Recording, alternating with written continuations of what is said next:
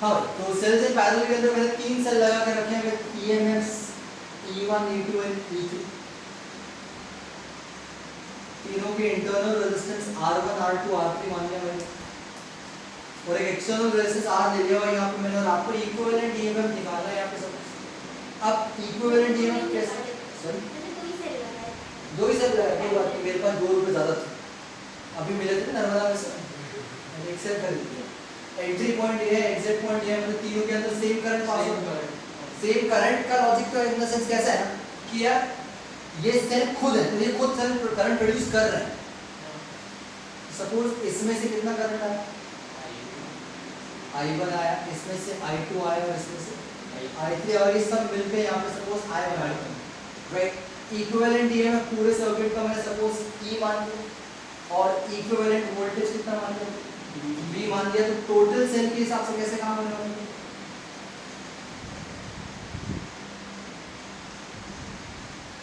E minus of IR where R is what the equivalent resistance internal resistance of the entire circuit। अब यहाँ पे कैसे काम करेंगे इसके लिए क्या होगा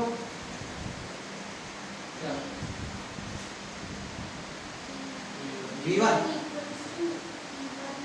will be equal to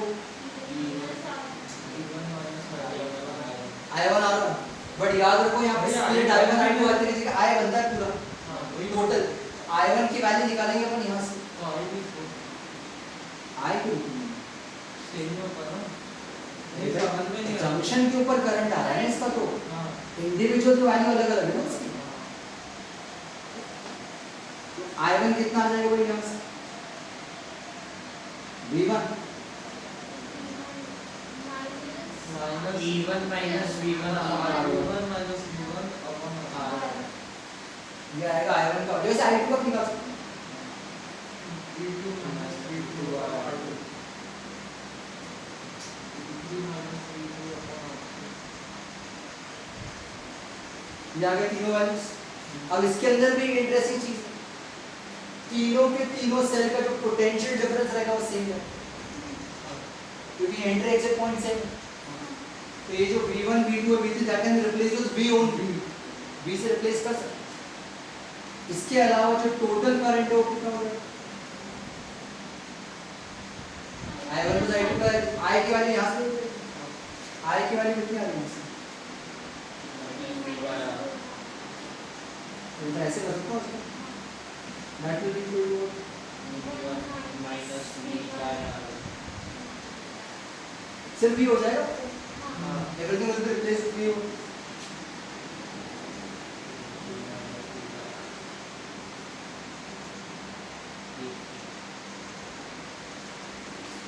अगर कंपेयर करना है कंपेयर करने के लिए काम तो अलग अलग कर देता हूँ थोड़ा सा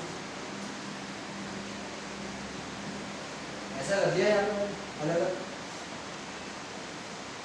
यहाँ पे जैसा E1 अपन आ रहा है ये सारे एक साथ कर दो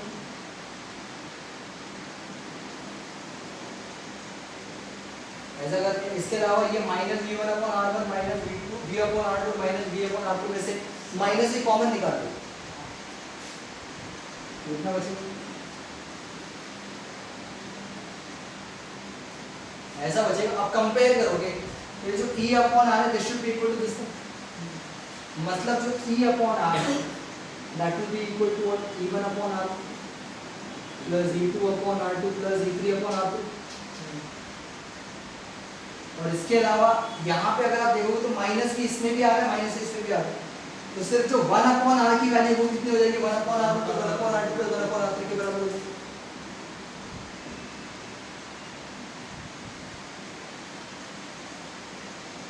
आया समझ में नहीं आया तो भाई इक्विवेलेंट रेजिस्टेंस भी आ जाएगा इंटरनल इस तरीके से और इक्विवेलेंट ईएमएफ और यहाँ से निकाल सकते हो कर लेंगे भाई पैरेलल कॉम्बिनेशन का सिंपल सी चीज है यार।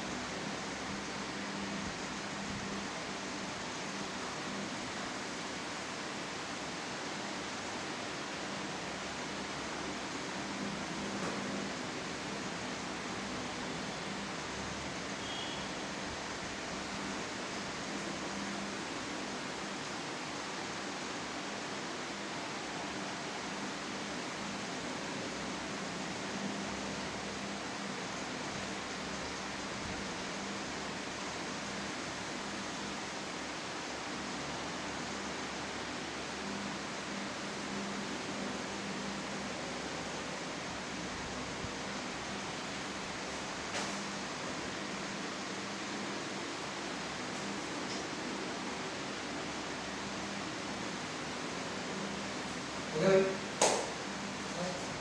तो भाई यहाँ पे अपना जो फर्स्ट हाफ है करंट का वो खत्म होता है, जहाँ पे हम लोगों ने थोड़ा सा थियोरेटिकल एस्पेक्ट देखा। अब जाएंगे हम थोड़ा न्यूमेरिकल एस्पेक्ट के ऊपर टुवर्ड्स द इंस्ट्रूमेंट्स। अब आप लोगों को प्रैक्टिकल्स तो है नहीं सर स्कूल में, तो पढ़ाएंगे कैसे हम लोग आपको इसके बारे में?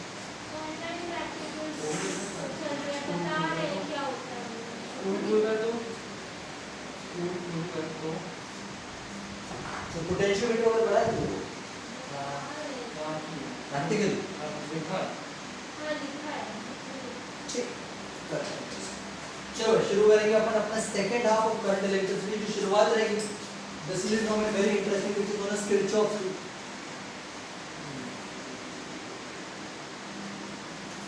जितना भी सर्किट बेस्ड क्वेश्चन रहेगा वो किरचॉफ पे बेस्ड है। कोई भी इंस्ट्रूमेंट आएगा आपका, वेदर इट इज व्हीटस्टोन जिसको हम मीटर ब्रिज वर्क कर सकते हो या पोटेंशियोमीटर कर सकते हो, सारे के सारे किरचॉफ पे बेस्ड। ठीक है, दो रूल्स हैं, बड़े सिंपल से रूल है, दोनों को अच्छे से समझें फिर अपन उसको आगे बढ़ें। ये सबसे पहला रूल दैट इज करंट, इसी को जंक्शन रूल भी कहा जाता है। याद रखना है सबसे पहले एक इंपॉर्टेंट चीज कि भाई जो करंट रूल है या जंक्शन रूल है ये बेसिक कंजर्वेशन ऑफ चार्जेस के ऊपर, ये पॉइंट पता होना चाहिए आप लोगों को कि ये जो पहला रूल है this is based on conservation of charges.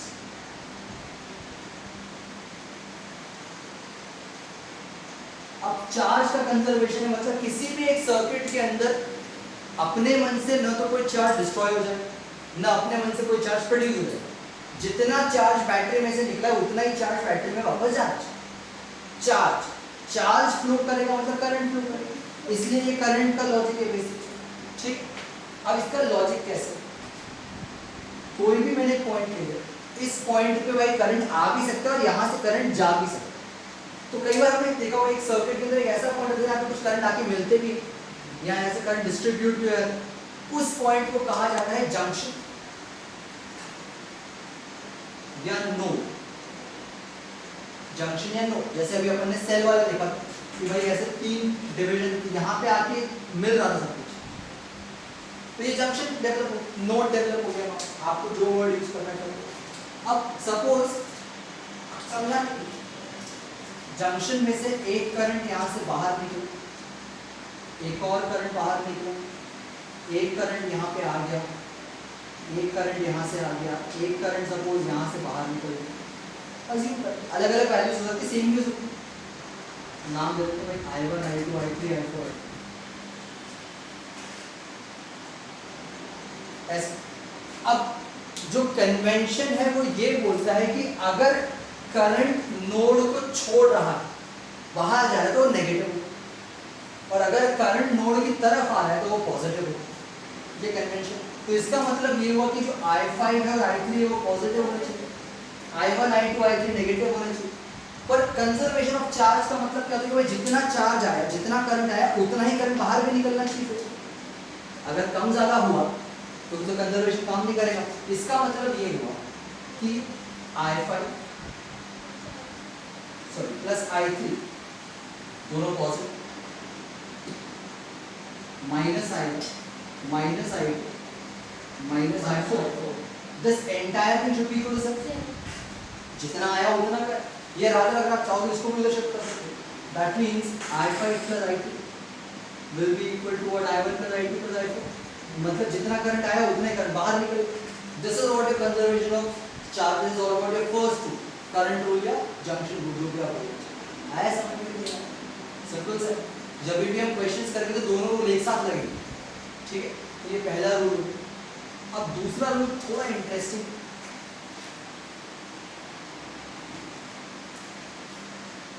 इसको बोला जाता है वोल्टेज रूल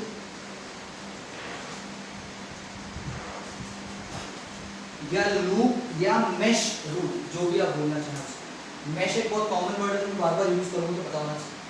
अब इसका मतलब क्या है समझ लो अच्छे से। सपोज यार मैंने एक सर्किट बनाया, ये सेल लगा हुआ है, सपोज इसके अंदर कोई एक रेजिस्टेंस भी है और एक सिंपल सा सर्किट बना हुआ है। अब अगर आप देखोगे यहाँ पे कुछ पॉइंट लेता हूँ, सपोज मैं ऐसे नाम देती अपने मन से ABC। अब ये जो A है, अगर ये स्टार्टिंग पॉइंट तो दो तरीके जाने के, या तो आप एबीसीडी ऐसे चलोगे या तो एडीसी भी ऐसे चलोगे, बट एक लूप कंप्लीट होना चाहिए, जहां से शुरू किया वहां पे एंड होना चाहिए। अब ये आपकी चॉइस है क्वेश्चन में कि आप लूप क्लॉकवाइज जा रहे हो या एंटी क्लॉकवाइज, कोई कंपलसरी नहीं होता, वो आपकी चॉइस। सपोज अगर मैं क्लॉक गया तो फिर जो लूप रहेगा वो कौन सा रहेगा, A B C D A, पूरा एंड तक ए वापस लिखना पड़ेगा। एंटी क्लॉक है तो ए डी सी बी ए ऐसे आ जाएगा, आपकी चॉइस है जैसे आप। पर इसमें रूल क्या है वो देखो। अच्छा पहले तो जो रूल है that is based on what voltage, तो कंजर्वेशन ऑफ पोटेंशियल होना चाहिए यहाँ पे देखो, राइट। तो this rule is completely based on conservation of potential.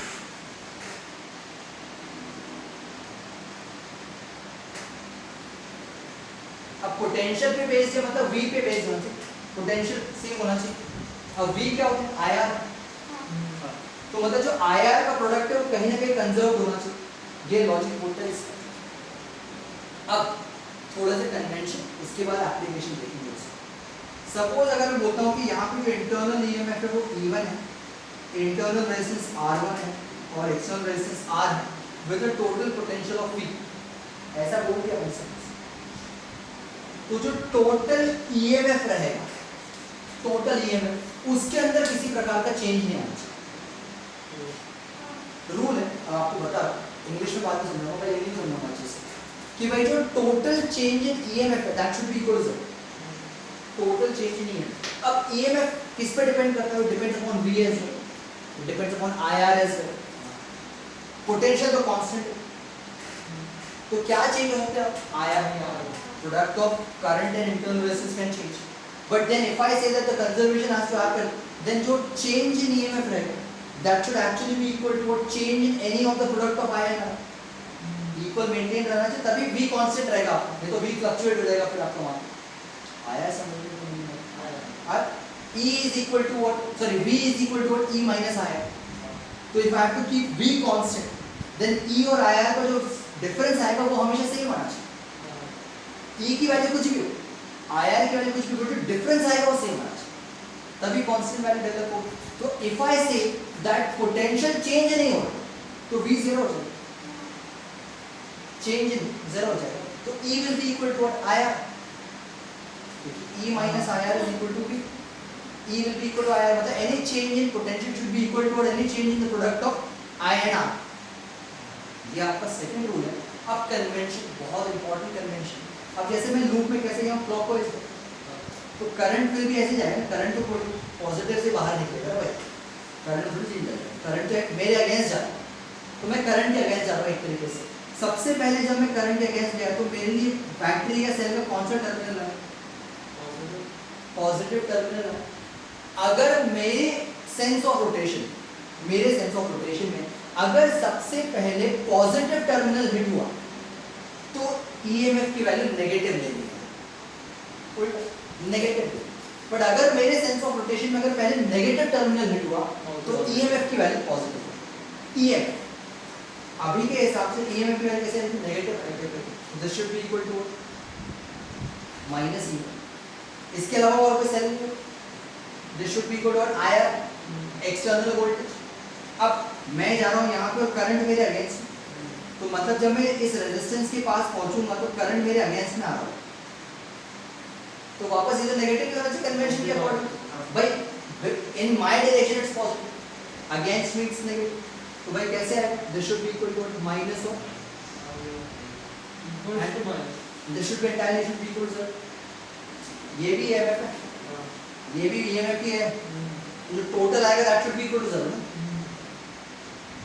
अब कन्वेंशन के अकॉर्डिंग वो नेगेटिव वैल्यू है, इट डजंट मैटर, बट जो टोटल चीज आएगी वो 0 होनी चाहिए। बड़ा सिंपल सा कॉन्सेप्ट है। हो सकता है एक से ज्यादा सेल बने, हो सकता है मल्टीपल लूप्स हो, तो वो सर्किट कैसे सॉल्व करके बताऊंगा अभी आपको। रूल ऐसे लैंग्वेज कुछ ऑनेस्टली है, यही लिखोगे तो ज्यादा बेटर है ना। इसका कन्वेंशन क्या है, जंक्शन पे अप्रोच कर रहा तो पॉजिटिव, बाहर जा रहा तो नेगेटिव। यहाँ पे आपके सेंस ऑफ रोटेशन में पॉजिटिव हिट हुआ तो ईएमएफ नेगेटिव, नेगेटिव हिट हुआ तो EMF positive.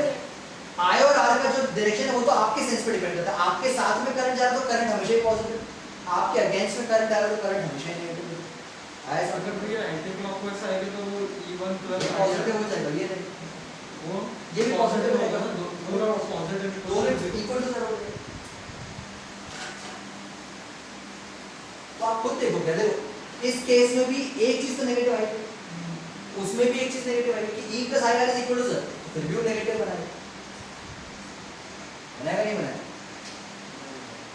e equal to कितना आ रहा है यहाँ पे माइनस आई आर आएगा ना वहां पे e plus I R equal to e फिर भी कितना आ रहा है वहां तो सेंस ऑफ रोटेशन कुछ भी रखो इक्वेशन तो वही बनेगी बस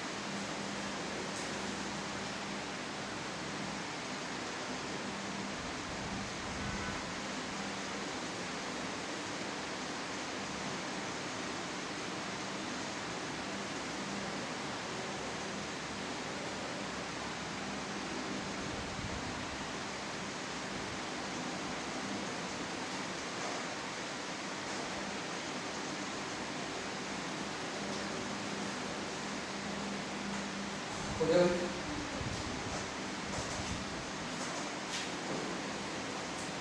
जैसे अगर एक रैंडम ऐसे कुछ सर्किट बना दिया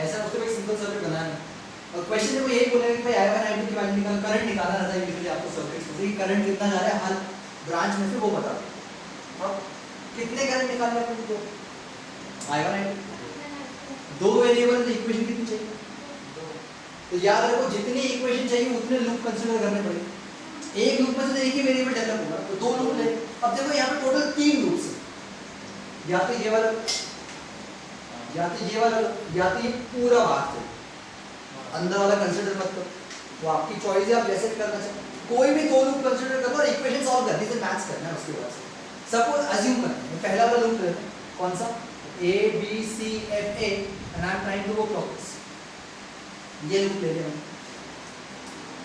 ये कोई क्वेश्चन नहीं है बट आपको लॉजिक बताना है अब इसके अंदर कैसे अप्लाई होगा माइनस सबसे पहले तो यहाँ पे हिट हो रहा है पॉजिटिव पे है तो minus he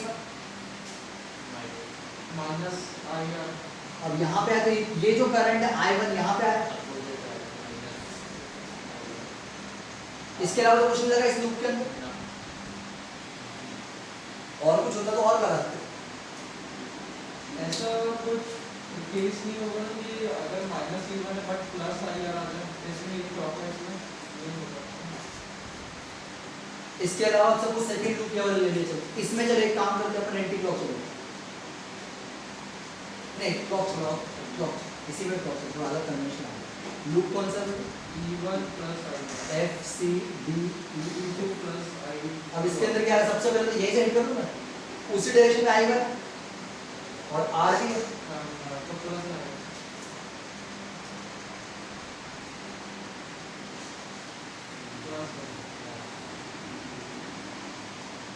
and then you solve the equation, maths करना है, फिर आपको पता पड़ेगा I1 और I2 की वैल्यू कितनी है। अब सपोज आपने अज्यूम किया था कि ये वाली डायरेक्शन में जा रहा हूँ, तो मेरे अगेंस्ट करंट आ रहा है, तो नेगेटिव करंट है, मतलब मेरे हिसाब से I1 की वैल्यू नेगेटिव आनी चाहिए और मेरे हिसाब से I2 की वैल्यू डिपेंड करता है क्या आएगी ऑब्वियसली, लेकिन वेरिएबल आया नहीं, क्योंकि I2 आया नहीं इसके अंदर। तो I2 के लिए आप चाहो तो एक बड़ा लूप भी ले सकते हो, यू कैन कंसीडर दैट। आपने आईडी भी तो किया उसमें।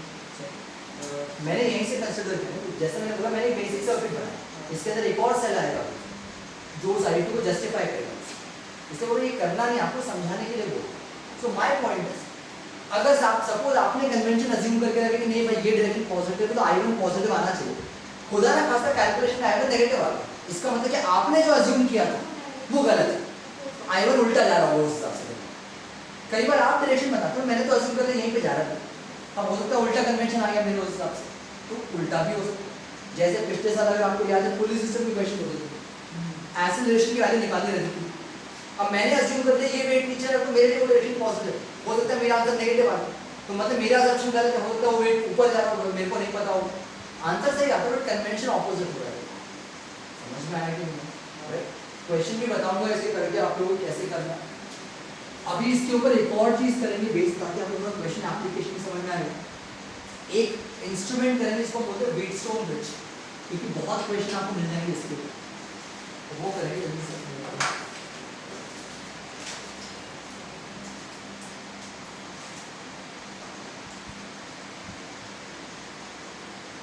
व्हीटस्टोन ब्रिज की बात करते हैं, बड़ा सिंपल सा एप्लीकेशन।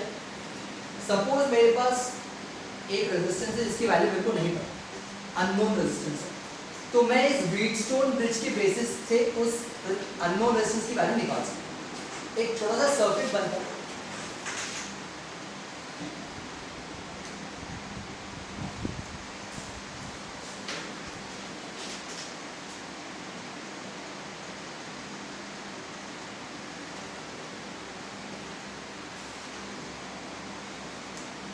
ठीक है?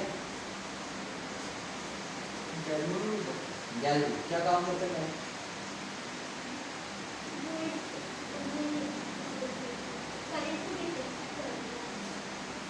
करंट को वैल्यू बताएगा नहीं, अगर आ रहा है तो एक साइड रिफ्लेक्ट कर देगा तो अगर करंट है कि नहीं ये पता करने के लिए गैल्वो करते हैं, कितना है उसके लिए एमीटर जाएगा, वैल्यू अगर पता करना, राइट?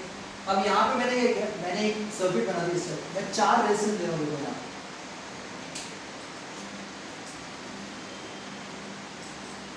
और आप लोग भी इसको ऐसे ही लिखेंगे क्योंकि यही अपैरेटस है। इसके अंदर ये जो ऐसे this is your unknown resistance जो आपको निकालना है, तो जो आपको निकालना है वो यहाँ लगता है, ठीक है? ये दोनों नॉन रेजिस्टेंस होते हैं, नॉन होता है, आपको पहले से पता रहता है कि भाई इनके रिस्पेक्ट में ये वैल्यू निकालने वाला हूं आप, इनको इन दोनों को कहा जाता है रेशियो आर्म्स। रेशियो आर्म्स ये वाला होता है वेरिएबल रेजिस्टेंस, रियोस्टैट की वैल्यू से आप निकाल सकते हो। क्यों रियोस्टैट यूज करते हैं तो वो बताऊंगा उसका। अब सपोज मेरे पास एक बैटरी लगी हुई है, इसमें से करंट आया,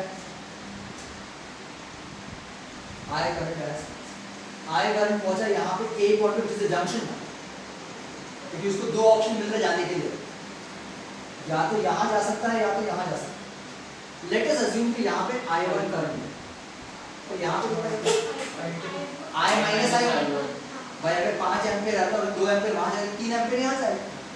अपने मन से करंट कम ज़्यादा तो नहीं होता ना, जितना है उतना ही, जंक्शन रूल है, राइट? तो यहाँ पे कितना है I माइनस I, इस पॉइंट को अपन B बोल देते हैं, इसको C बोल देते हैं, इसको B।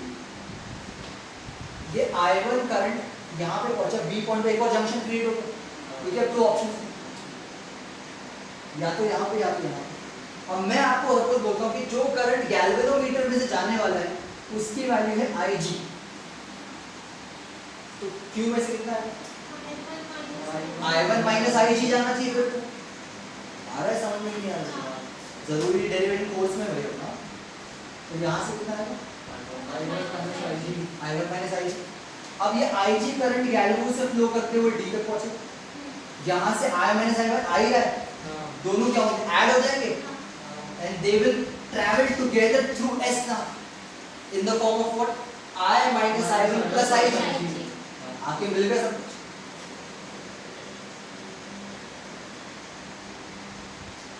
ऑब्वियसली ये पहुंचा C पे और ये भी पहुंचा C पे, टोटल बाहर कितना निकलना चाहिए I निकलना चाहिए कि I एंटर हुआ था, देख लेते हैं ऐड करके भाई, देखो I1 minus I1 plus I1 cancel हो जाएगा, plus IG minus IG cancel हो जाएगा, सिर्फ एक I बच रहा है यार, तो वो तो सर्किट से बाहर कितना आएगा वापस। मतलब मेरा रूल बिल्कुल सही लगा, अगर कुछ उल्टा सीधा बचा समझना गड़बड़ हो गई, आया समझ में? सिंपल। अब व्हीटस्टोन ब्रिज का लॉजिक है, हमने क्या किया, दो नोन रेशन लगा दी रेशियो, इसके बारे में मेरे को नहीं पता, ये वेरिएबल मैंने शुरुआत एक पर्टिकुलर वैल्यू से कर ली, अब मैं रियोस्टेट के जॉकी को घुमा, मैं कब तक घुमाऊंगा जब तक ये वाला करंट जीरो ना हो। IG जीरो कब होगा, जब उसका डिफ्लेक्शन खत्म होगा, तो भाई जब तक उसमें से करंट जाएगा तब तक वो डिफ्लेक्शन शो करेगा, जैसे उसमें से करंट जाना बंद उसका डिफ्लेक्शन खत्म। मतलब रेजिस्टेंस इतना बढ़ा दिया कि करंट जितना भी होगा, क्योंकि ये बाकी भी लगे हुए सर्किट के अंदर, तो हमारा पॉइंट क्या है कि हम एक ऐसी कंडीशन चाहते हैं कि इस बीच वाले आर्म में से करंट जाए ना, जिस पॉइंट पे आपके गैल्वो का डिफ्लेक्शन नल हो जाता है, जीरो हो जाता है, हम बोलते हैं हमारा ब्रिज बैलेंस हो गया। और बैलेंस्ड कंडीशन के अंदर P अपॉन Q की वैल्यू हमेशा R अपॉन S के बराबर आती है, आती है, ये प्रैक्टिकली आप कर सकते हो P अपॉन Q, बट ऐसे ऐसे करना, ये मत करना। P और Q रेशियो हम नोन रहेंगे पहले से, R वेरिएबल है, जिस पॉइंट पे डिफ्लेक्शन खत्म होता है वो R की फाइनल वैल्यू मेरे लिए S अननोन है, तो ये जो नोन है ये पता पड़ जाएगा मुझे वेरिएबल करके, ये निकाल सकता हूँ क्रिस क्रॉस करके। आया समझ में नहीं आया? S अननोन का कंडीशन, यही प्रिंसिपल है व्हीटस्टोन का कि भाई जिस पॉइंट पे आपका गैल्वो का डिफ्लेक्शन नल हो गया, बैलेंस हो गया ब्रिज आपका, और P upon Q will always be equal R upon S। आया समझ में नहीं आया? अब ये प्रूव करना है भाई, यूजिंग माय किरचॉफ लगा सकते हो बिल्कुल, याद रखो ये सब रेजिस्टेंस है, चारों रेजिस्टेंस है, लूप है भाई मेरे पास, मैश है कुछ, कितनी वैल्यूज दिख रही है मेरे को, I1 I तो कांस्टेंट है, I1 है, I2 है, IG है, तो तीन लूप बना सकता हूँ मैं, दो लूप पे होता है मैं आड़ा दड़ा कुछ कर सकता हूँ। पहले यही वाला लूप ले लूँ A B D A, ये मैच ले लूँ, कोई सेल ही नहीं है इसके अंदर, तो डायरेक्टली IR वाले प्रोडक्ट ले लें मेरे को, यही सेंस ऑफ रोटेशन ले लिया। लूप का नाम हमेशा लिखना बच्चों आप याद, A B D A, loop लिखो, मैश लिखो, वो आपकी चॉइस। कैसे आ रहा है भाई, यहाँ पर same direction I1 into P, P is the resistance itself, IR, तो ये कितना हो जाएगा I1 Q, यहाँ पे गया फिर यहाँ से आया IG, इसका रेजिस्टेंस अपन G मान लें, उसका भी तो रेजिस्टेंस होगा ना खुद का भाई, गैल्वो का भी तो रेजिस्टेंस होगा, IG into G, यहाँ पे आया, अब यहाँ पे आया तो ये अगेंस्ट में आ गया, तो negative of I minus I1 into R,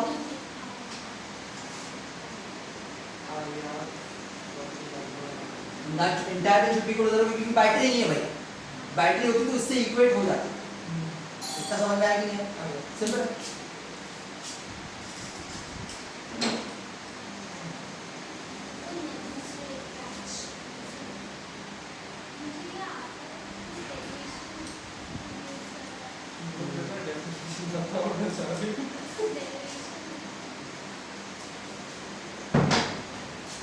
अच्छा याद रखो भाई, हमको अल्टीमेटली रेशियो में जाना PQ आर है, तो PQ के आर की वैल्यू निकाल सकता हूँ मैं यहाँ से, राइट?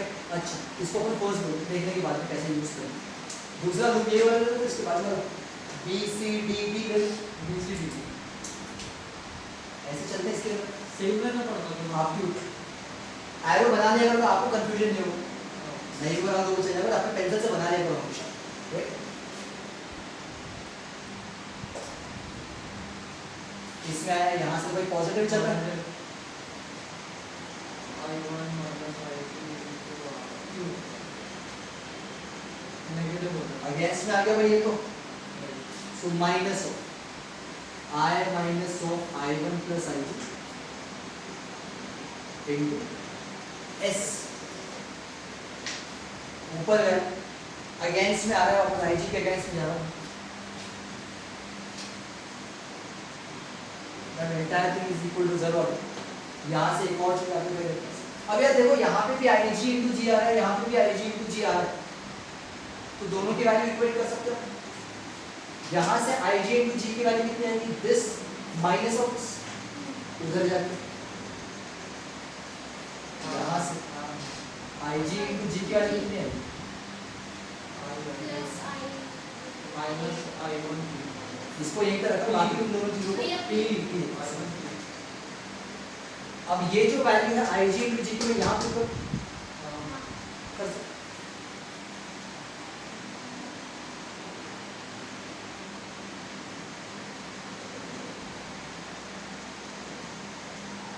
अब मैं इक्वल टू कर रहा हूँ मैं आई जी इंटू जी को वहीं पे लेके डायरेक्टली फिर वैल्यू पुट कर रहा हूँ ये वैल्यू पुट कर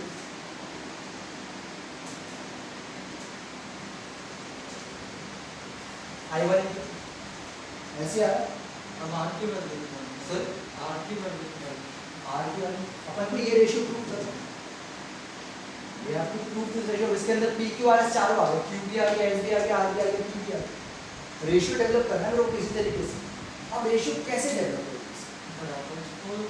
सर रेशियो आ जाएगा पक्का उसका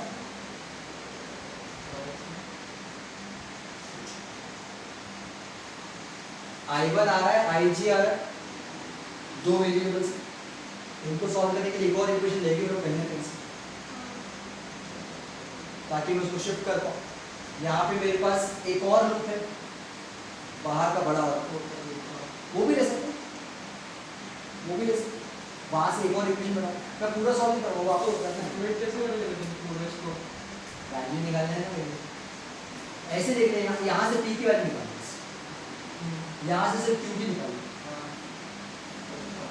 डिवाइड करते थे देखिए कुछ कट पेट मेरा काम है आपको लूप समझाना सॉल्व आप लोग करें मैं पूरा नहीं करूँगा this is as a question ही एक तरीके से पूरा बस वैल्यू नहीं है उसकी क्वेश्चन में क्या आएगा आपको वैल्यू मिलेगी 5 एम्पीयर 10 एम्पीयर जो भी आएगा रेजिस्टेंस की वैल्यू मिल जाएगी और आपको सॉल्व करना है बस बट समझ में आया कि नहीं आया भाई किरचॉफ समझ में आया कि नहीं बताओ प्रतीक समझ में आ रहा भाई पक्का बोलो अच्छा पक्का व्हाट डज इट रगड़ इट क्या रगड़ इट हां सप्लायर अभी न्यूज़ में नाम नहीं आया तो भाई इसको सॉल्व करेंगे आपको अच्छे से ये प्रूव करने की कोशिश करेंगे नहीं हुआ तो मैं कर कोई प्रॉब्लम नहीं थोड़ा ट्राई जरूर करिए बट व्हीटस्टोन समझ में आया कि नहीं बहुत इंपॉर्टेंट काम है भाई इसका क्योंकि आगे के क्वेश्चन बताऊंगा कैसे काम करते हैं तो व्हीटस्टोन की बोलते हैं साइंटिस्ट का नाम मजाक कर रहा हूं मुझे कहने लगा कुछ होगा व्हीटस्टोन होगा ठीक है भाई यहीं पे अपनी आज की क्लास खत्म करेंगे नेक्स्ट क्लास में ये यूनिट खत्म हो जाएगा इनफैक्ट व्हीटस्टोन के अलावा मीटर और पोटेंशियो बच्चा आपके पास वो खत्म करेंगे कुछ क्वेश्चंस प्रैक्टिस करने हैं